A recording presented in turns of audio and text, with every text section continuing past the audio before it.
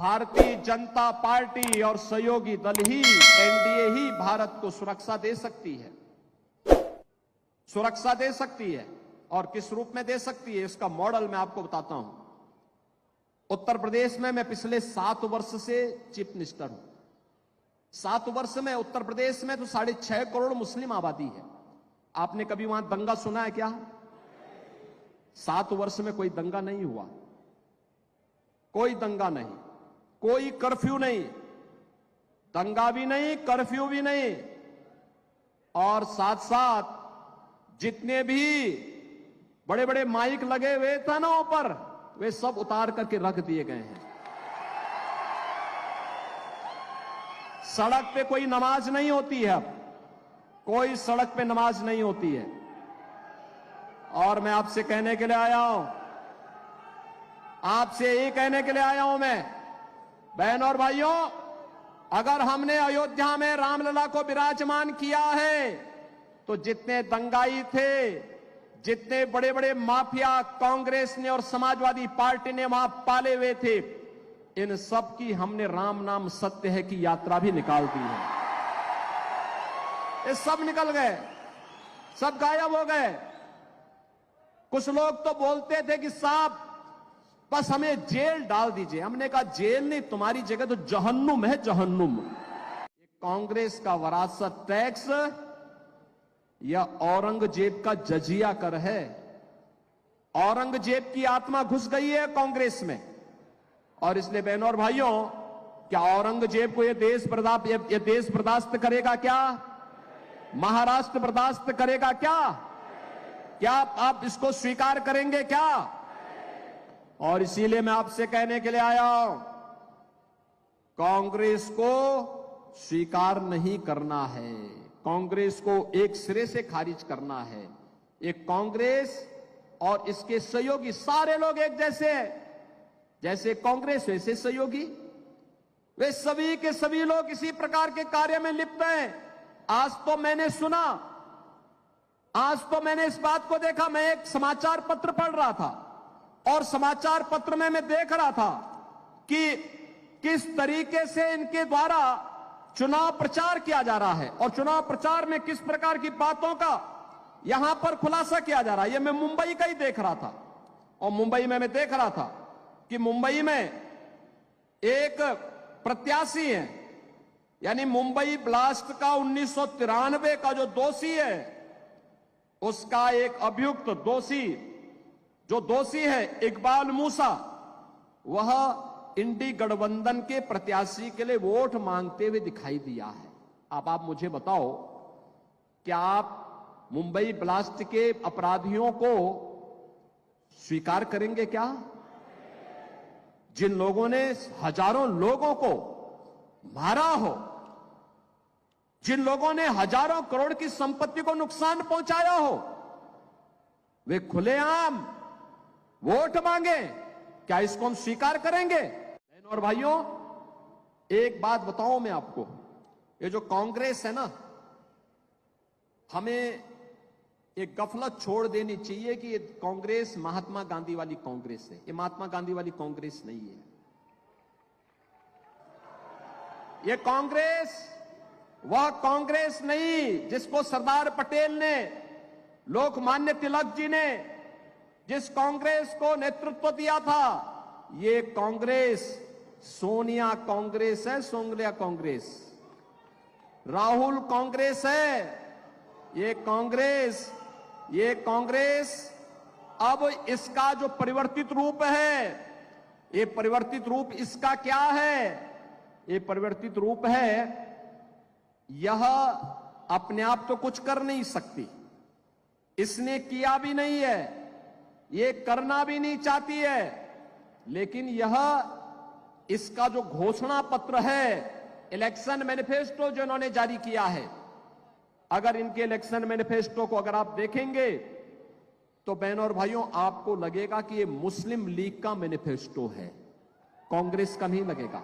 खाएंगे भारत के अंदर और जो गाएंगे पाकिस्तान का, उनके लिए हिंदुस्तान में कोई ठिकाना नहीं होना चाहिए, कोई ठिकाना नहीं होना चाहिए। जो लोग कहते हैं मोदी जी ने क्या किया है, बहनों और भाइयों, उनको सबसे पहला जवाब दीजिए, उनको सबसे पहला जवाब दीजिए कि जितनी पाकिस्तान की आबादी है उससे ज्यादा लोगों को मोदी जी ने 10 वर्ष में गरीबी रेखा से उभार करके खुशहाल जीवन जीने के लिए एक मार्ग प्रशस्त किया है। उनको बताइए, पाकिस्तान की आबादी 23 करोड़ और मोदी जी ने 25 करोड़ लोगों को गरीबी से उभारा है। यह है नया भारत। बहनों और भाइयों, आयुष्मान भारत 60 करोड़ लोगों को 5 लाख रुपए की सुविधा, और मोदी जी ने कहा है कि 70 वर्ष से ऊपर के हर एक वृद्ध नागरिक को, वृद्धजन को 5 लाख रुपए प्रतिवर्ष आयुष्मान भारत की सुविधा उपलब्ध करवाएंगे, स्वास्थ्य की सुविधा उपलब्ध करवाएंगे, फ्री में उपलब्ध करवाएंगे। बहनों और भाइयों, 50 करोड़ गरीबों के जनधन अकाउंट खुले हैं। 12 करोड़ अन्नदाता किसानों के लिए किसान सम्मान निधि, 12 करोड़ गरीबों के घर में शौचालय बने हैं। एलपीजी का सिलेंडर जो कांग्रेस के समय में मिलता नहीं था, पैसा देके भी नहीं मिलता था, मोदी जी ने 10 करोड़ घरों को फ्री में उपलब्ध करवाने का काम किया है। और 4 करोड़ गरीबों के मकान बन गए हैं, और बाकी जितने बचे हैं अगले 5 वर्ष में मोदी जी ने कहा उन सब के लिए भी एक एक प्रधानमंत्री आवास उपलब्ध करवाने का काम करेंगे। बहनों और भाइयों, एक तरफ गरीब कल्याण की योजनाएं और दूसरी ओर इंफ्रास्ट्रक्चर। अरे महाराष्ट्र का तो सौभाग्य है, मोदी जी के नेतृत्व में आदरणीय नितिन गडकरी जी ने इंफ्रास्ट्रक्चर का ऐसा जाल बिछाया है, ऐसा जाल बिछाया है, दुनिया देखती रह जाती है। हाईवे, वर्ल्ड क्लास हाईवे, 4 लेन, 6 लेन, 8 लेन, 12 लेन की एक्सप्रेसवे बन रही है, हाईवे बन रहे हैं, एयरपोर्ट बन रहे हैं, IIT, IIM, AIIMS, IIIT, NIT, world class university, हर घर नल की योजना, और हर घर में नल होगा, नल में जल होगा, जल भी आरओ का होगा। यह भी मोदी जी के नेतृत्व में आज पूरे देश के अंदर लागू हो रहा है। समाजवादी पार्टी के कारनामा सुनना चाहेंगे? देखो, राम भक्तों पर गोलियां चलाई, आपके गरीबों के राशन पर डकैती डालते थे, लोग खा जाते थे सारा राशन, दवा खा जाते थे।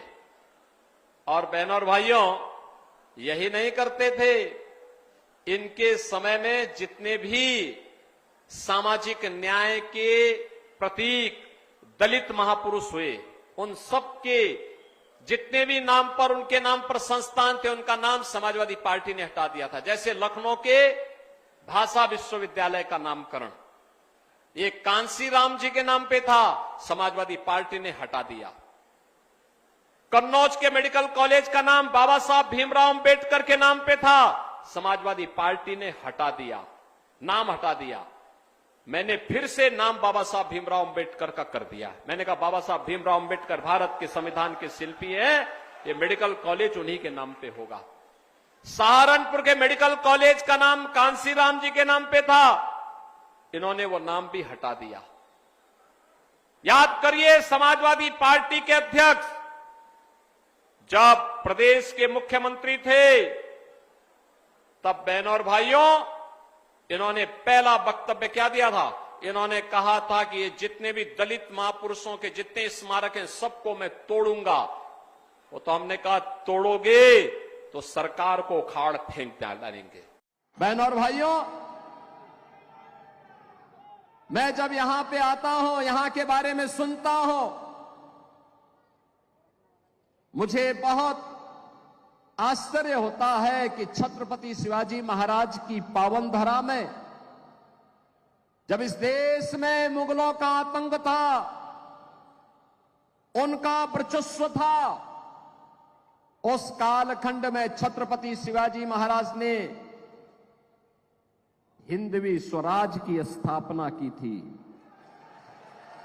उस कालखंड में जब औरंगजेब हिंदुओं पर जजिया कर लगा रहा था और जो कर नहीं दे सकता था उसका जबरन मतांतरण करा रहा था।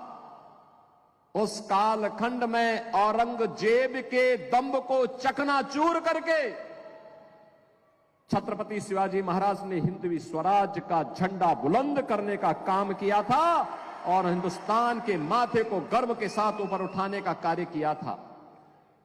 लेकिन मुझे आश्चर्य होता है मुझे इस बात को लेकर के। मैंने सुना है कि कांग्रेस के प्रदेश के अध्यक्ष यहां आए थे और अपने संस्कारों के अनुरूप कह रहे थे कि कांग्रेस की सरकार आएगी तो राम मंदिर को धुलवाएगी। अरे यूपी की जनता तुम्हें उस लायक ही नहीं छोड़ेगी कि अयोध्या पहुंच भी पाओगे। अयोध्या में राम मंदिर का निर्माण भारत की 140 करोड़ लोगों की भावना का प्रतीक है।